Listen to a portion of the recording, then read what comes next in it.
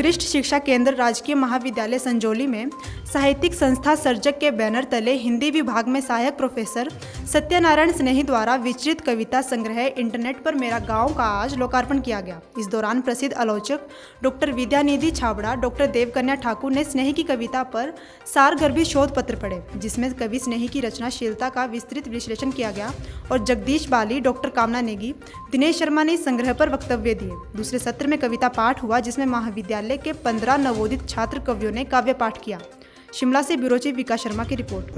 मैं हूं सत्यनारायण स्नेही, मूलतः मैं ठियोग से हूं। कविता और रचना विधा से गत 25 वर्षों से जुड़ा हूं और आज जिस कविता पुस्तक का लोकार्पण हो रहा है, ये कविताएं 1998 से 2019 के बीच लिखी गई है। देश की विभिन्न पत्र पत्रिकाओं में और प्रदेश की विभिन्न पत्र पत्रिकाओं में ये मेरी कविताएं प्रकाशित रही है और इन्हीं कविताओं के प्रतिफल मैं साहित्य समाज में उठता बैठता रहा हूँ, साहित्य की परिचर्चा करता रहा हूँ। आज 2020 में प्रकाशन संस्थान दिल्ली से इंटरनेट पर मेरा गांव शीर्षक से ये पुस्तक प्रकाशित हुई। कोरोना की वजह से पिछले 1 वर्ष से हम इसका लोकार्पण नहीं कर पाया। आज चूँकि मैं इसी महाविद्यालय में सहायक आचार्य पद पर कार्यरत भी हूँ, तो क्योंकि शिक्षक हूँ इसलिए विद्यार्थियों के लिए भी एक प्रेरणास्पद चीज़ बने और साहित्यकारों के संवादों और उनकी परिचर्चाओं से विद्यार्थियों के लिए भी एक शिक्षा बने।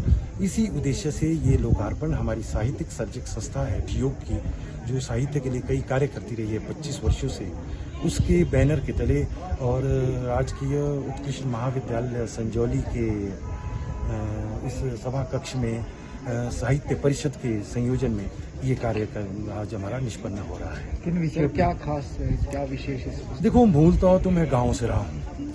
गांव का जीवंत चित्रण और गांव की तस्वीर और इंटरनेट के प्रभाव से जो विकास और विकार दोनों चीजें हुई है। देखो, प्रकृति का नियम है परिवर्तन होना। जैसे जैसे सभ्यता का विकास हो रहा है, टेक्नोलॉजी का विकास हो रहा है, उसी कड़ी में तकनीक विकसित हो रही है। हमारे गांव तक उसने प्रभावित किया है।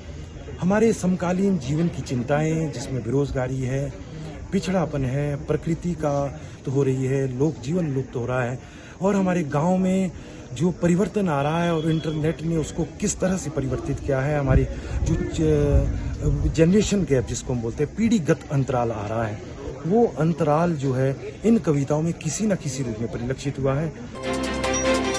हिमाचल दर्पण लाइव टीवी